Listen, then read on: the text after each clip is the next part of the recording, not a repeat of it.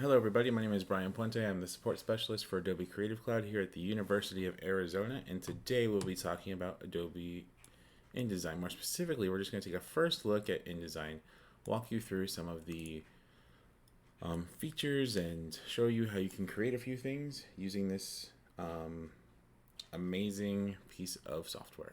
So, InDesign is a layout tool. So what it's built for is it's built for taking all of your designs and kind of bringing them together into one solid piece of work that you can share out with other people. Awesome for things that involve a lot of text, and it's basically made for you to take a kind of finished product and then outlay it in a way that's perfect for print or web. So we'll take a look at this together, and then we will walk you through some of the basics of it. Cool. So let's get started here. Sweet. All right. So when we first launch InDesign, whoops, like I was saying, when we first launch InDesign here, we will be greeted with this menu. So if we go to File, then New, then Document, this is what the start page will look like. So here, you can pick basically the format that you want to work in. So there are a bunch of different presets here for us, and there are some templates you can download for free here. We may grab one of those a little later, but I want to go ahead and show you how to create a document here. So you can create them for print, web, or mobile, or you can type in your own values and things like that. I always like to start with kind of how to set this up. So we'll go ahead and we will do one for web here, just so you can kind of see the different views. We have mobile and then print. Let's go ahead and take a standard letter format that's 8.5 by 11 sheet of paper, and then we're going to go ahead and take a look over here on this right hand side. So on this right hand side, you'll see that we can see kind of the parameters of our project here. So first one is units. So right now this is our unit picas here, but if we want to change it, we can just click on this drop down menu, and then we can change this between points, inches, millimeters, centimeters, or pixels. So we're going to go ahead and go with inches because 8.5 by 11 piece of paper is kind of what I'm familiar with. This doesn't change any of the height or width, it just changes how that height and width is measured. And hello, welcome, and if you have any questions, please feel free to put them in the chat. So I will do my best to respond to them. So we can orient this as like a portrait or a landscape. And again, this is just from the File, New, Document menu, which is where we're at. We can decide whether or not we want our pages facing, how many pages there are, and things like that. We can also set up margins and then bleed and slug below. And bleed and slug are basically just the areas of the page where there is extra room for things like if you cut a piece of when you're cutting this paper, you want to make sure that you're within like bleed and slug lines. And typically if you're working with somebody who's telling you to print this out, like if you're sending it to a printer, they will give you parameters for those, and sometimes they'll even give you a template, but I just want to make sure that you were aware of what those were. So we'll go ahead and hit create here, and this will create our new blank document. So now that we're in this new blank document here, a few things to note. This is kind of our center area here. These purple lines represent our margins. They will not be here when we kind of complete our final document. And then we have our tools along the left-hand side over here. And hello, welcome again. Feel free to put any questions you have in the chat, and I'll do my best to answer them as we go. So from here, we have a couple of different selection tools here. The ones that we're going to be focusing on for today are the selection tool here, and you'll see the keyboard shortcuts are right beneath those. We will play with the text tool, the type tool a little bit, and then we will use the rectangle form tool. So those are going to be the three that we're going to be jumping into primarily today. And then on this right hand side, you'll find properties. So properties on the right hand side will show you different parameters based off of what you have selected. So right now I have the properties for the document, right? So if I change, so this is where I can type in values to change this document size. So if I wanted this to be 9 by 5, I could do that and it would adjust that, or 8 by 5. But the idea is that this menu on the right hand side is context sensitive. It will change based off of what you have selected. Cool. So now that we have kind of a brief look at what our interface looks like, so tools on the left, properties are typically on the right, and then you have all of your different files along the top here. If you are playing with this on your own and you lose a panel, we can go up to this essentials button and then reset those essentials. So let me go ahead and I can pull these menus out and kind of move them and delete them, for example, here. So when I talk about the properties panel and you lost in, like you did one of those things or it got removed or however it did, you can go, you can find any window that you need to use under the window menu here. So if I click on properties again, it will pop back up, and then I can take this panel here. It looks like a little tab. I can click it and drag it and then kind of drop it where I want it to be. And then it will be added there, and then I can move it around. So it kind of works like adjusting a file folder. So if we're talking about something and you lose and you don't see that panel on the right hand side, you can find it under the window menu. Cool. So, and again, welcome. Feel free to leave any questions you have in the chat as we go, and we'll do our best. So we're going to go ahead and open up a few documents that are already opened and kind of walk you through some of the things in them and then talk about a few of these concepts. So let's go ahead and I will open this one. So this is a InDesign document that's kind of in progress. So let's go ahead and talk about how we can manipulate a few of the areas here. So we're going to start with our main selection tool. And then with our selection tool here, you can see that we can click on these different icons and buttons and things like that. And then you'll notice that the properties panel changes as a result, right? So click on Night Walk, and then I get options for text and things like characters and things like that here.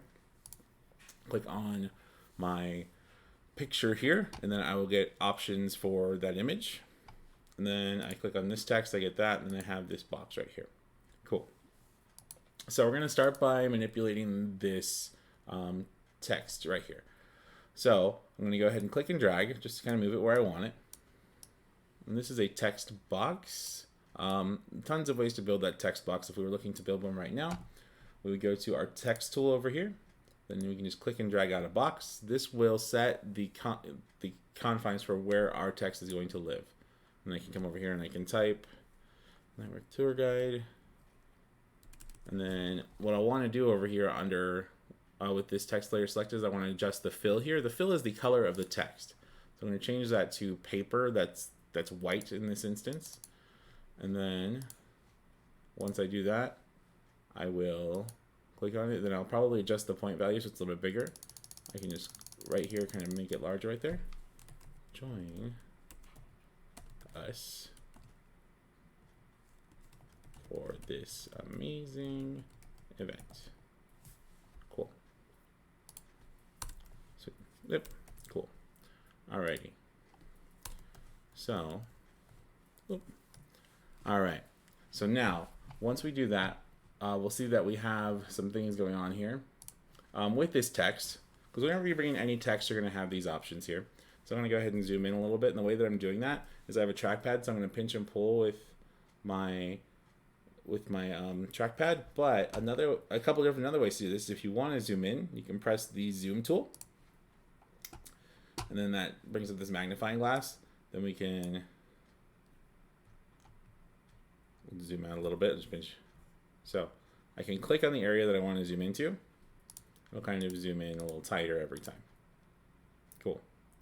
That's not my favorite way to do it though, so I'm going to press the V key to go back to the regular selection tool, and then I will pinch and pull to zoom in and out. Okay, so now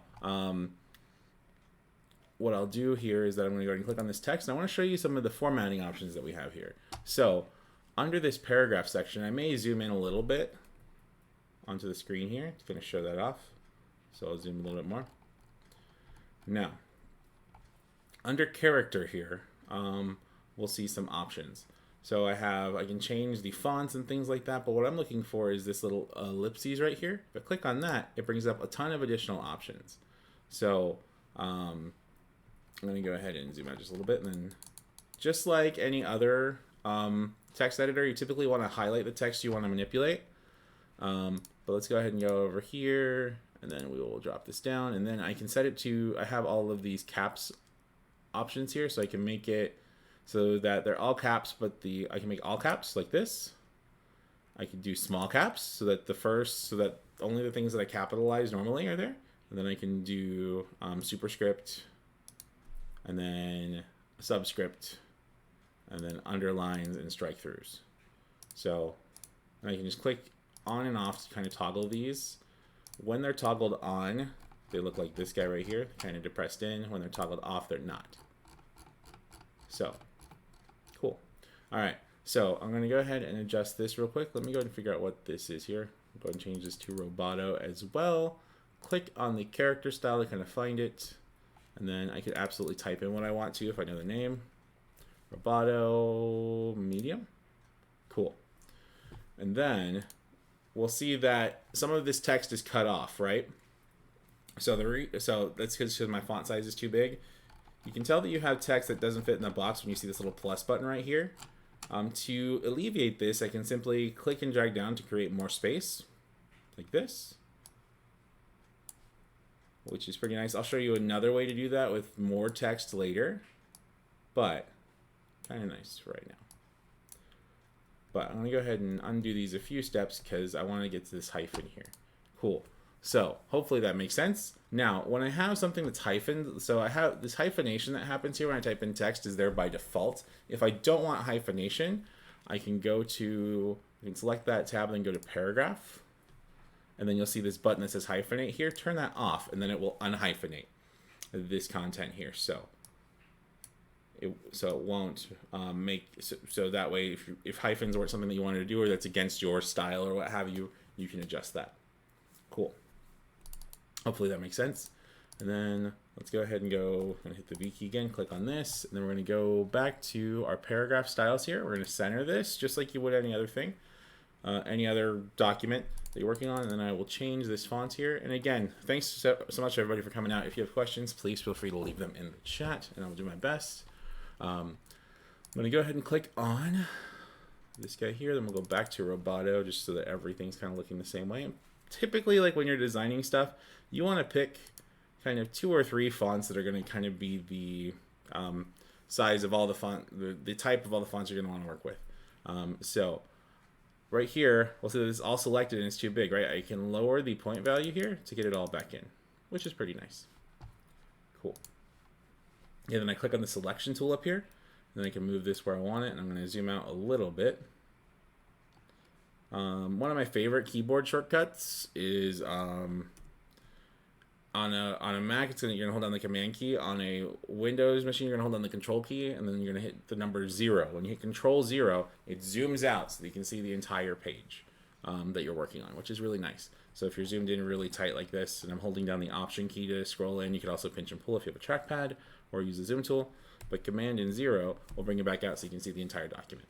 It's pretty cool. So I'm going to go to move this text down into place. Put that right there, maybe. Cool. All right. So now this night walk guide thing is fine, but I kind of want to stylize it a little bit. I just want to kind of rotate it 90 degrees. So to rotate, I'm going to go move my cursor outside of the bounded box here. Once I have this selected, and then I can rotate it. And you'll see that it shows me the number value that I'm rotating on. I can also hold down the Shift key to lock it to 45-degree angles, which can be really handy if you kind of get lost and don't know which, so the difference between 91 and 90 is subtle, but it's big enough. Then I'll move this to kind of the top over here, and I'll scale it up a little bit. And then so you'll notice I just scaled up the box, right? I need to double click on the text and then increase those point values. We'll go ahead and go with like 45. Cool. That looks pretty good to me. And then you'll notice that there's a bunch of excess space here. If I wanted to remove that, and as you have more text in documents, you may want, as you have more text on a document, you may want to remove this extra space so that you're not accidentally clicking in spaces you don't mean to. If you double click on any of the boxes here, you'll see that it kind of tightens up that box and just has it fit right around that area there. That can be really handy. Cool. Hopefully that makes sense. So we'll go ahead and do that to tighten this up too. And then, there we go. So basically pretty easily kind of created this little guy right here. Maybe I'll move that over here. Pretty nice. And then, So now that I've created the document, let's talk about saving. So I'll talk about saving now, just so that we have that out of the way, so that as we get into the other things over the course of the hour, we have a little bit more flexibility here. So to save our document, we're going to go to File, and then just to kind of start the dialog box, if you start a new document and you haven't saved yet, once you bring it up, I'll just click Save As here. Save will kind of be your default thing. Then it comes up here. So now just a standard save dialog menu here. We'll call this Demo Save Project. Name it whatever makes sense for you. They start off as Untitled-1 or Untitled-2. I would definitely recommend naming it something that's easily searchable for you. So name it the name of the document, if this is for an assignment, whatever the protocols are for the assignment submission, all the other stuff. So you can incorporate tags if you're on a Mac so that you can search for them on your computer using a tag. Under where though, this is where you'll pick your destination here, and you'll see that my destinations are kind of limited. If I want access to the full menu, I simply click on this little drop down guy right there, and that pulls out my entire menu. And I can resize the save window if I want, and then I can navigate to exactly where I want these things to save. Cool. So I'm going to go ahead and drop that back down. And then you have formats here. Typically, I would stick with this InDesign 2020 document format. Most modern InDesign users are going to have newer versions of it that open it, but you have CS4 later. If you were sending it to someone who specifically needed something that's an older version, you have that too. And you can save it as a template too. So if you're creating a newsletter type of thing that you want other people to fill out, once you kind of set up your document the way that you want, you can save it as a template, and then you can share that with people, and then they can open up that template and start using it. Cool. I'm going to go ahead and save it as a document for right now, though. Cool. So that saves this as an InDesign document. But when I'm ready to share it out, I need to make a different choice here. So I save the document. That's going to let me come in and edit this and kind of change it. But for that kind of final version, we may want to save it as a PDF or something like that. So to do that, we'll go to File, and then we're going to go under Export. Then we'll have all of our different export options. So we have PDF, print, interactive, EPUB if you're publishing a book from here, HTML if you're trying to take this and move it onto a website, a JPEG or a PNG, which are images that you can put it in, and all those things. So you have all of those options, and all of those have a lot of parameters. But if you're saving as a PDF that you want people to be able to view and do things with,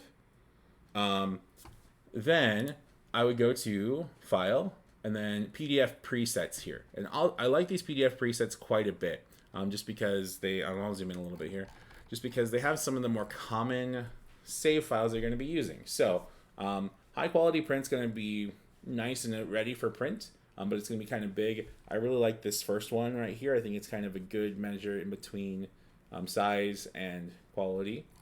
So I'm going to go ahead and pick this, and then I'll just save it where I want. And then I get all of these dialog boxes here. You don't have to go through all of them. This is just going to give you options for compression and output and things like that. We picked this preset, so I'll just leave that preset as is and then hit export. Then it exports it out. And then if I navigate to my folder where this is, I think it was the downloads folder. See if we can find it. Yeah, and then we should be able to pull that up. Let me go ahead and save that to my desktop actually. So I was just talking about the importance of putting it somewhere you can find it. I can't seem to find it right now. So let me go put this on my desktop so it's easier for me to find. Desktop, demo save project, export, perfect. Then let's see if we can navigate to the desktop real quick. And then here is our PDF. So that PDF, totally usable and shareable right from there. So kind of nice. So typically with InDesign documents, the standard output is going to be either print or some measure of PDF. Cool. Hopefully that helps out. Now let's go ahead and talk a little bit more about text and some of the things you can do with it. So I mentioned before that InDesign is a layout program, right? So a whole lot of times you may have your text written in a different space than the one that's here. This happens to be a resume. But you could grab any text from anywhere that you would want to grab it from. So when you're bringing in images and text, highly recommend using the place function. So if we go under our file menu here with our document open, we can go to place. So place is kind of cool. And then we will go ahead and navigate to wherever our content is here. Let me go ahead and get into this real quick. Apologies here. So team folder, and then tutorial contents, perfect, cool. So I'll select this, then I can go to this open dialog menu, and if nothing is selected, you'll notice that my cursor turns into this, and I'll zoom in a little bit so you can see it. So my cursor turns into this, and this is the place menu. The cool thing about the place menu here is that we can kind of click and drag out to build the box that all of this text is going to live in. This also works for any images that you bring in. We'll get into some cooler things you can do with images a little later. So I'm going to go ahead and click and drag out. So you can just click and drag the box, and then that will pull in all of this text. And you'll notice that it's all formatted, right? That's because the Word document was formatted. So if you have it formatted correctly in your Word document, it will format correctly here, which is really nice. Hopefully that makes sense. But again, file, place, navigate to where the file is. You can also copy and paste text from other places, but I really like this place function, especially if you are using InDesign to kind of assemble a document and everything's already kind of written somewhere else. Which good examples for that might be like newsletters or magazines where or zines or what have you, where you have multiple contributors kind of send their stuff properly edited out for you and all together. Then you could just place it in here like this. So once we have this text in, the next step that we can think about is kind of how to place it in our document. So I have this kind of single text box that I can move around, which is nice. Then you'll see that with this document here, education's right there. So I could kind of what you normally do, click and then hit return a couple times to kind of move it down into place. But in my opinion, you don't have a whole lot of control over this, like should you want to add additional content, right? So if I start typing more things and then hit return a couple times, I'm just going to type in some, you'll see that that kind of slides everything down, which is not what we're looking for here.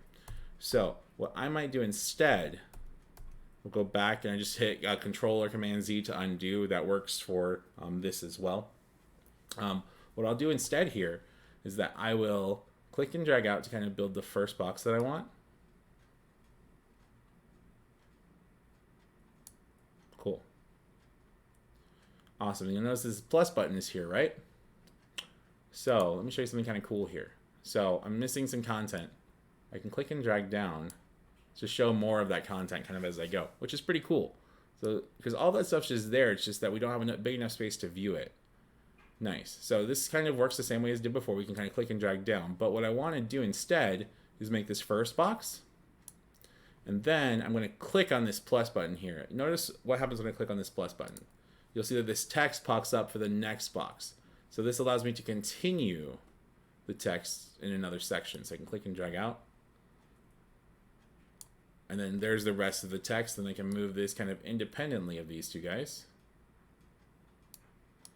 But they're all kind of from the same text box here. So if you've ever seen kind of how, if you've ever seen other documents and things like that where text starts over here and then ends over here and then comes up here and does that stuff, that is achieved in InDesign by using that connected text here. So that linked text. Cool. And then you basically just import it in and then create the size of the first box you want, and then create the size of the next box you want. And it's, like I said, it's a really nice way to kind of move around and create that threaded text. Cool. Hopefully that makes sense. Again, let me know if you have any questions in this chat here. So I want to walk you through kind of another idea though, right? So the same idea with threaded text, but I want to show you kind of how you can use that with something that's already here. So again, we have this document here, but the text has already been threaded. So like they already did file in place and made the first box here. So we'll notice that we have this guy right here. Again, we can click on this plus button here to grab the rest of the text and then click and drag it out. And then you'll see these threads show up, right? And then that shows that these guys are connected to each other. So if we go to, where is that? So if we wanted this, and I think that this is set up that way too. So if I come over here to my help menu on a Mac, it's really nice. You can click on the help menu, then just type in things. And then so under view and then extras, you can go to show threads. And then this will show you any threaded text connected by this line right here to show you kind of how things are connected. So you can kind of see how we can see how all these things are connected to each other, so that if I wanted to change some stuff here, I resize that, and then that moves down because these are connected via these threads here. These threads are just mainly a UI that you're looking at. It's just the interface that you're working with, but you will see them. You won't see them when you go to finish out the document. So if we go under view here, if we want to see what it looks like, under screen mode, we have a bunch of different things. So mine looks pretty good right now, but if yours was looking kind of a little pixelated, you may need to change your display performance. So we'll kind of talk about that real quick. So you have display performance here, you have fast display, and you'll notice that that will get rid of any formatting and any special characters we had. If we had images, they wouldn't be here either. And we'll revisit this probably in a different document here. It might be a better example. But if you feel like it's a little fuzzy when you're kind of working with it, that's just so that you can move through it efficiently. Typical display will kind of give you a little bit more quality, and then high quality display will give you the nicest quality of image possible. This is kind of nice. But if you're working on a computer that maybe not as powerful as you might like, or it's kind of running slow, that's a way to mitigate it. All right, cool. Hopefully that helps. Again, questions in the chat if you got them. All right. So next we're going to talk about images, and then we're going to talk about frames and then images. So basically, each one of these boxes could have been built with a frame. So what frames do is they hold content here. So I have this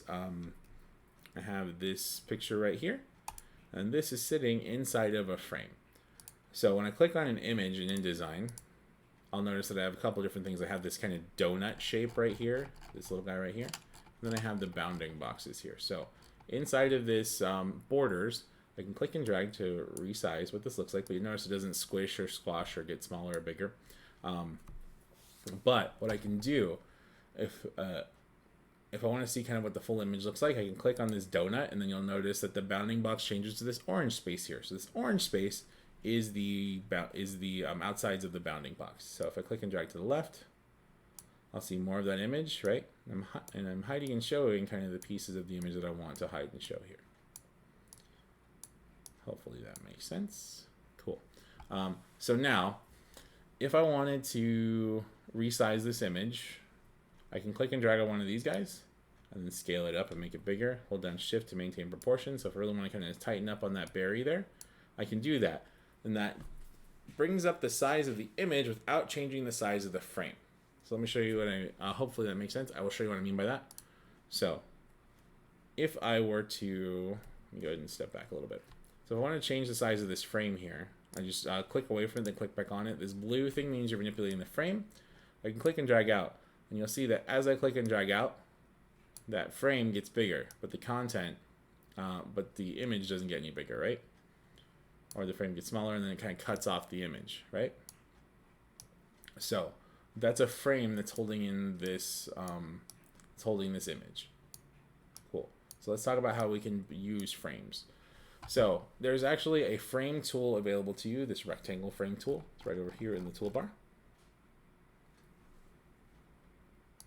So this will allow you to draw out a box that will serve as a frame. So I'll go ahead and click and drag out this box here.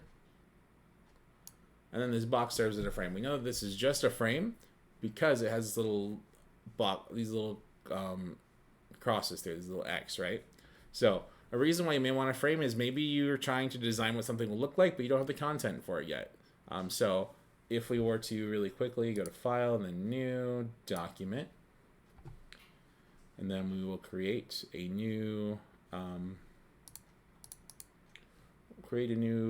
letter here, and then we kind of imagine what this would look like, right? So I'm going to use these boxes here. Let's say that I wanted this kind of for like a title or an image or what have you.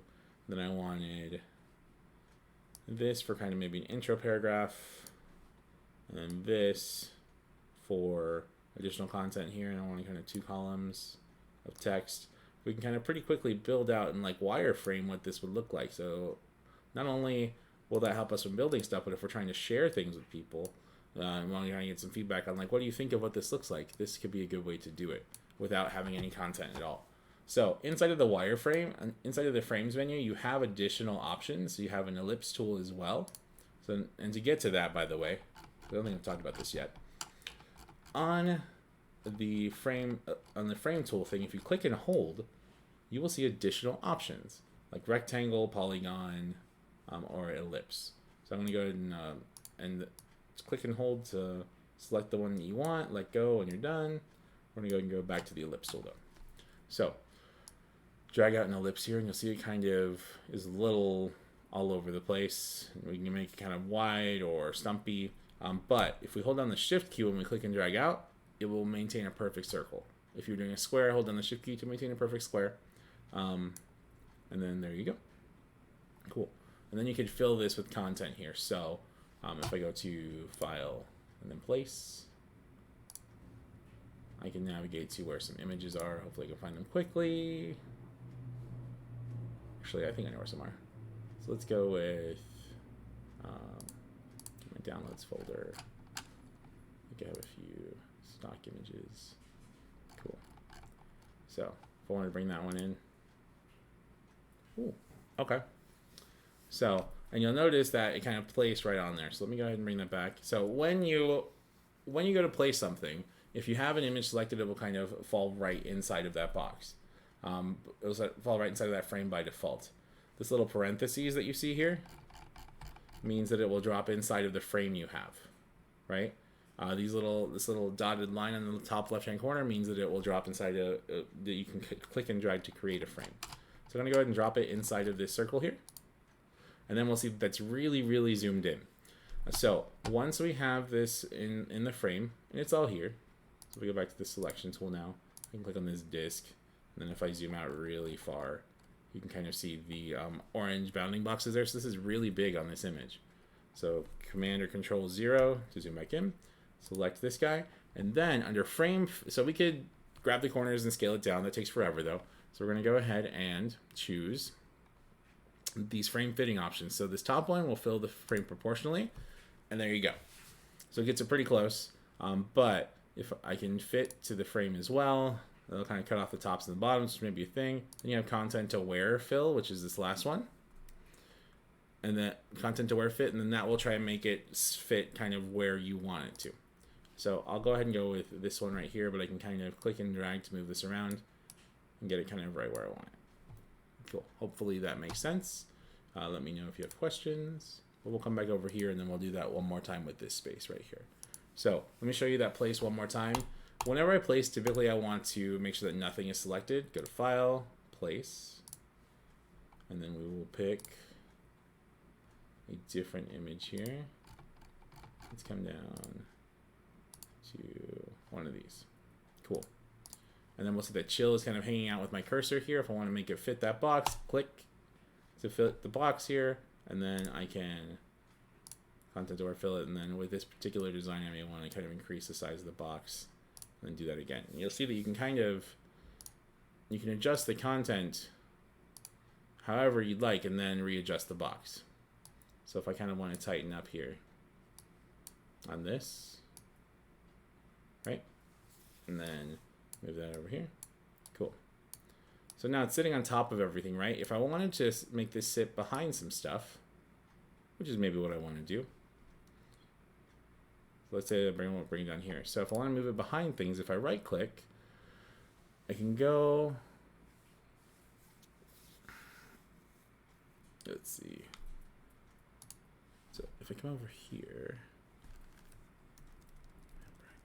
okay. So I can move things, I can move content behind other content by selecting it and then holding down the Command or Control key, and then hitting the brackets. So if I hit the left bracket, it will go behind this text. If I hit the right bracket, it will come in front.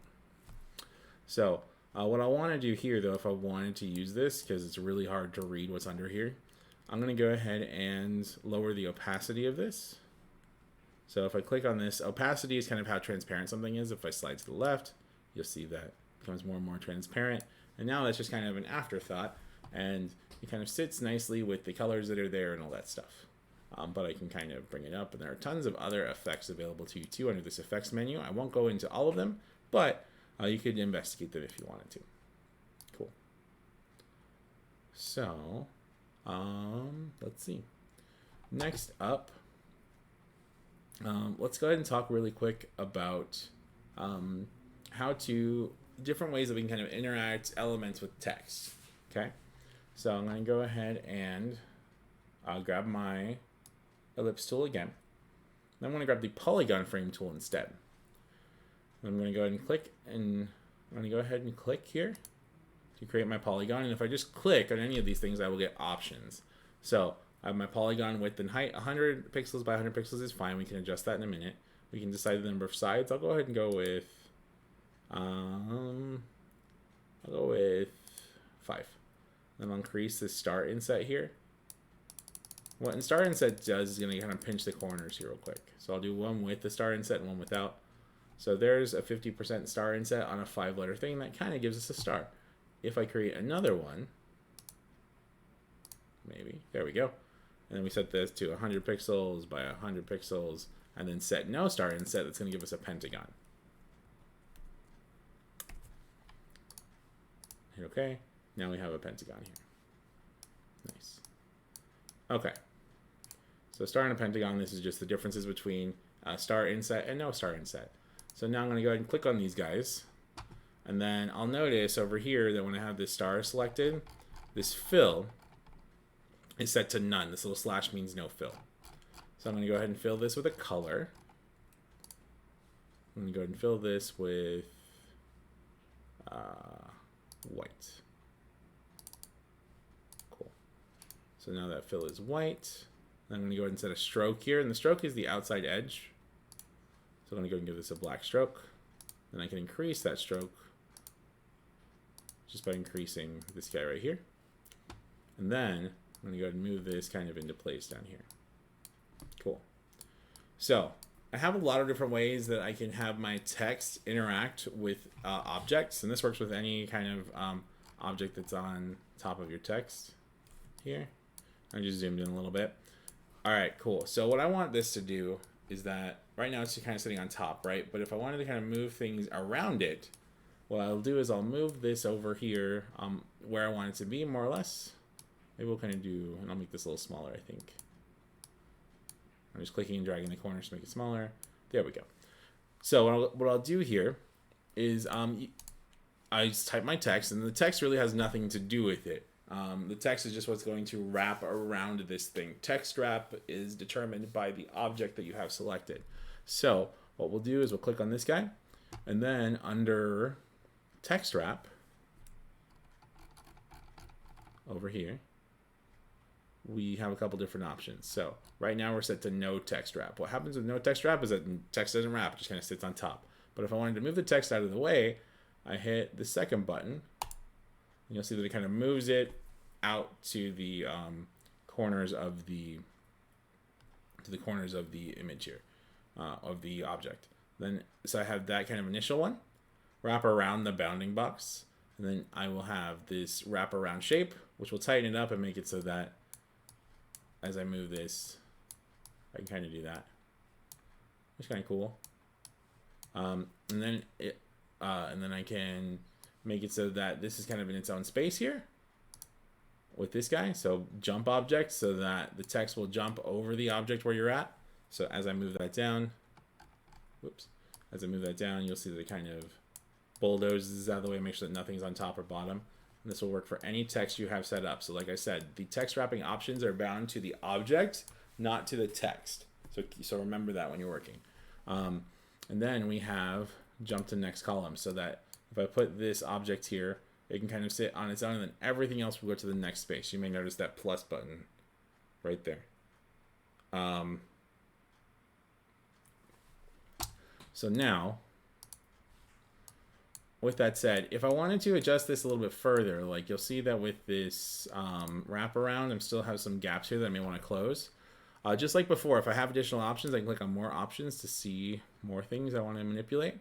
And then this first option here, you'll notice will kind of increase or decrease the offset here. So if I increase the offset, you'll see that it gets further away, but still maintains that star shape. This little blue line kind of indicates that. Hopefully you can see it. I'll kind of zoom in a little bit. these little kind of blue lines right here show that. Then zoom in a little bit more. Cool. All right. So now I will increase that, but if I decrease that, you'll see that these are positive values, 6, 5, 4, 3, 2, 1. I can also go negative to pull it in tighter. So I can use some of those negative values to maybe kind of make this tighten up a little bit. And this can be really handy if you're trying to kind of have this sit on a corner. And then I may want to adjust the stroke.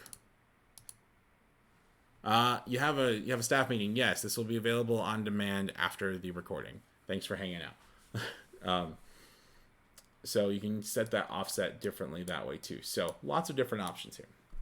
Cool. Hopefully, you kind of see how that can be useful. And then you'll see that it's per object, right? So I can have this object, and I'll just fill this real quick with a different color just to do it.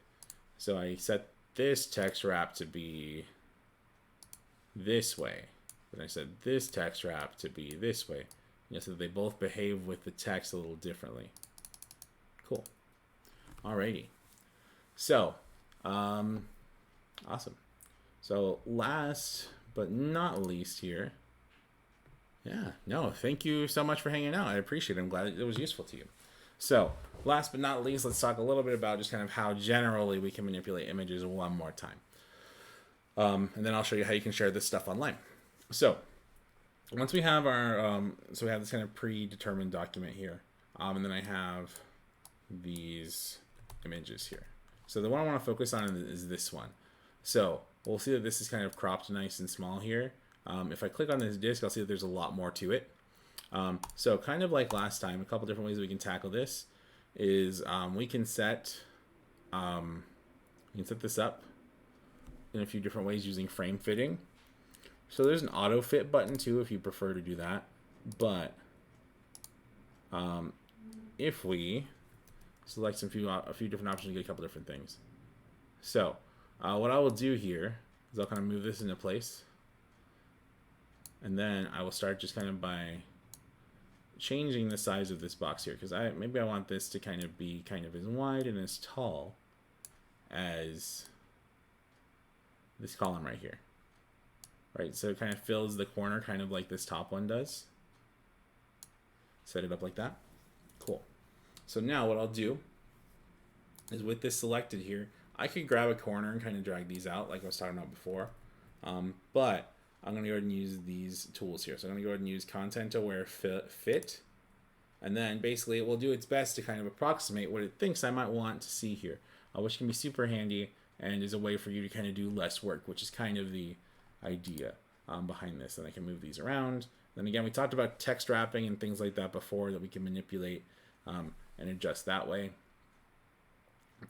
And you can kind of manipulate these things as well. So if I want this to kind of sit down a little bit further, but I want to kind of move this text down to match, again, I can just set this text wrap.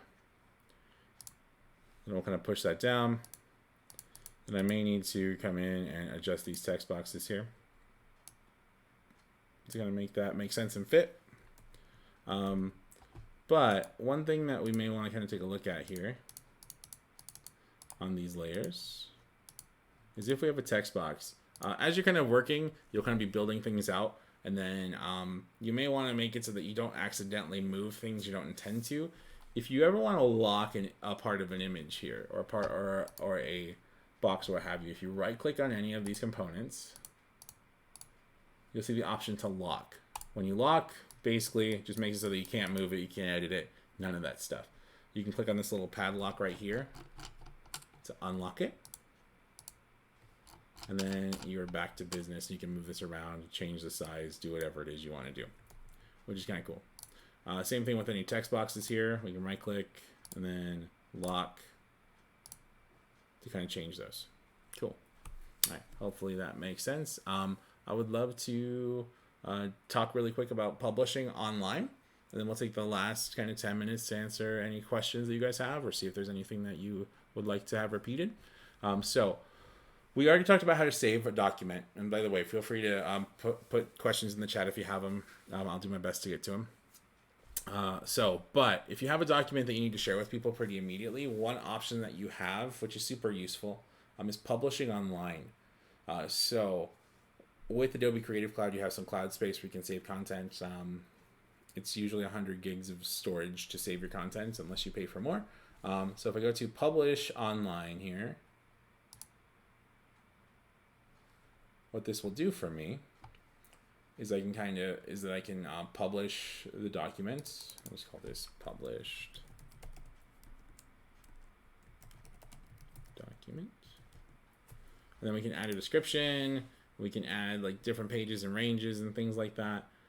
We can either choose or not choose to allow users to download this stuff. So if you were kind of creating an online newsletter you wanted to distribute, like via like a Slack channel or something like that, you can create it here and then just share a link when they have it.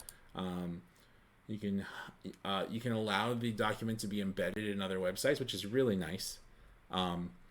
If you want to kind of publish it somewhere else, like if it sits on like a website that you're working on, or in like a LMS like D2L or something like that. So I'm going to go ahead and under advanced we have more options like how it formats, what the resolution is, and all that stuff. But typically the general is going to be totally fine. We're going to go ahead and hit publish here. And once we do, we'll walk us through the publishing process.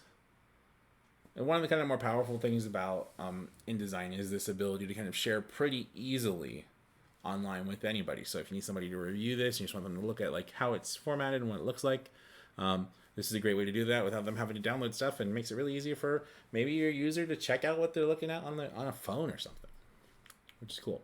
So we're going to go ahead and go to view document here. That will pull up a web browser. Then we'll be able to see our document published right here for us. Cool. So then we can kind of zoom in and see what it looks like. If you had a multi-page document, you'll be able to adjust it there. You can make it full screen. And then, like I said before, you have the share options here where they can copy it or email it. Then under these ellipses, they have additional options. So, pretty nice. And again, just something that's really cool that's available as a part of InDesign that allows you to do more with the document. So I'm going to go ahead and close this. Then let's say that I wanted to change where a few things were. Like I want to swap. I want to put this image over here and this image over here. Resize that. Then move that over here. Oops. Move that over here. Cool. And then let go. Now, I'm going to go ahead and save that. Cool. Then I'll publish online. And then we have the option to publish as a new document or update an existing one. So when we publish online, if we click on this drop-down menu, we can see kind of all the different documents that we've published. Go ahead and go back to InDesign here via this drop-down menu, and I can pick one. So I can update an existing one, so I don't have to reshare a new URL should I make some last-minute changes to a document. So I select the one that I want, then hit publish. And sure, you want to update the publishing link for the existing document? Yes, I do. I will overwrite it there, kind of update those changes. Again, you could also just publish as a new document should you wish to. And then you can just copy this and then paste it. And then there's also a online dashboard where you can see all of your different InDesign documents that you published and shared pretty easily. It's pretty nice. And then you can go through and select the ones that you want and view those that way. Cool. All right. Cool. Then we'll hit close here. And then as far as, so we kind of covered a lot of the basics of InDesign. So opening up a document, adding some text, how we can kind of rotate objects and things like that, shapes, frames, and images. As far as kind of next steps would go, and by the way, like any questions if you have them while I'm talking about this. As far as like next steps that I would look at here, Adobe has some really, really nice resources to help you kind of take the next steps to learn more. One of my favorite websites that I direct people to all the time is help.adobe.com. And from there, we can select our documents and things like that. We can select the application we want to use. So InDesign, for example, and go to tutorials. And then you can pick, there's a getting started course. You may notice some of the objects that were here are from that. And this will kind of walk you through kind of a 10-part kind of get started course. When somebody says, I really want to know InDesign and everything that it's about, this is what I tend to recommend that they do, because if you get through this get started course, you'll have most of the key terminology that you will need to do more inside of InDesign. They have it broken up by beginner and experience. So if you came to this as a refresher and you want to learn maybe some of the more advanced stuff, click on experience, and it shows all sorts of other things like layouts, working with master pages, changing the size of an existing page to fit something else, all sorts of other stuff. But the other thing I really like here, and another way to get to this, is through the Creative Cloud application. If you click on the application you want, and this is for any application, it will kind of give you a breakdown and then give you links to tutorials, and then look at things that were made with InDesign, and then learn more about the different things you can do. So it basically takes you to the same help page. All right, cool. Well, and then as far as kind of other things you can look at when you create new documents, one other thing that's kind of nice is under each one of these, you will see templates here too. So you can use one of these templates to help you get started. So if you really like how this thing looks for creating a brochure, you can click on this and then download it. And these are free from Adobe stock. Some stuff costs money. All right, let's see. When you are sharing a working file with someone, do they need to have the Adobe Creative Suite or InDesign on their machine? If they are going to be editing it, they will need to have a copy of Adobe. They'll have to have a copy of InDesign in order to edit it with you. If you're sending it to them for review, rather, you can just use that publish online, or just export as a PDF, and they can view that no problem. Hopefully that helps answer the question. Yeah, but if they want to work on it, they will need a copy of InDesign, or InDesign has a companion app if they're just looking to edit called InCopy, that's downloadable from the Creative Cloud application. If we go to Design Layout, InCopy, and what InCopy does is basically it allows them to edit the copy pretty easily without manipulating the design that's there. So if you were asking them to edit this along with you, yes, they would need InDesign. Cool. Hope that answers that question. Cool. Sweet. And then, so when I open up a template like this real quick before we kind of wrap up here, we'll see it's multi-page, which is awesome. You can use what's here. When you first launch something, if you're missing fonts, if they were downloaded using Adobe fonts, which most of these guys are going to be, you can activate these fonts. And then once you activate, basically it will go to Adobe's fonts foundry and then populate those for us so we can use them. If you see pink highlighted text, that means that your font is not on the machine. Cool. Kind of like this. But we can go in and start editing this and build this out. And we can use any of these templates to help us out. It's pretty cool. Awesome. What other questions do we have? Oh, wait a second.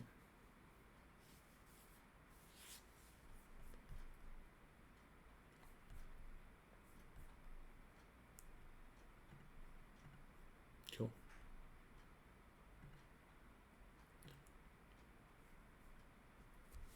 All right. Give it like 10 more seconds here. Perfect. All right. Well, thank you so much for hanging out. If one pops up here in the last second, I'll interrupt this exit. But thank you so much for hanging out during this workshop. These are new to us. We really enjoy doing them, and we appreciate you hanging out and doing it. Hopefully these are helpful. All of these workshops that we're doing here through YouTube are available on demand pretty soon after they're published. So if you feel like you know somebody else who might be able to use this, feel free to kind of let them know that it's on our website here. And then to see kind of all of our upcoming stuff, you can go to adobe.arizona.edu. Then under training, you can find our collection, which has all of our videos, including some of the including some of the longer form workshops that we did here. And then under training calendar, you can find a list of where we're at and what we're doing. Cool. Oh, AirPlayed it to your Apple TV. Nice. Cool. Well, thank you everybody for showing up and hanging out. My name's been Brian Puente. It's been really fun. I know we haven't seen my face yet in this, so if you want to see me, that's me. But I appreciate it. Thank you so much. Enjoy the rest of your day. And our email address is adobecc@email.arizona.edu. We would love to answer any additional questions that you have through that or through our website, adobe.arizona.edu. And it's been a pleasure. Thank you so much. Enjoy the rest of your day. And thanks for watching. Keep creating, and we'll see you next time. All right. Bear down.